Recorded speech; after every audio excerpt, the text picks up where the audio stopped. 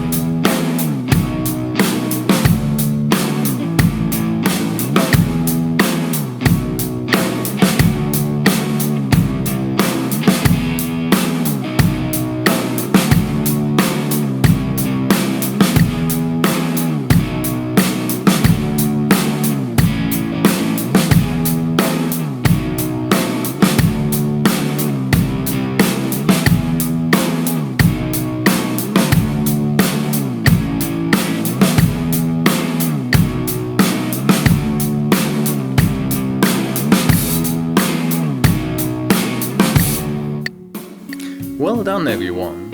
Now you got a feel for it. We apply it to the bass drum as well, and put an additional bass drum beat at the A of 3. It again helps to exaggerate your movement with your hi-hat hand and place the bass drum note in between at its highest point. Again, we go with 34, 50 and 90 BPM.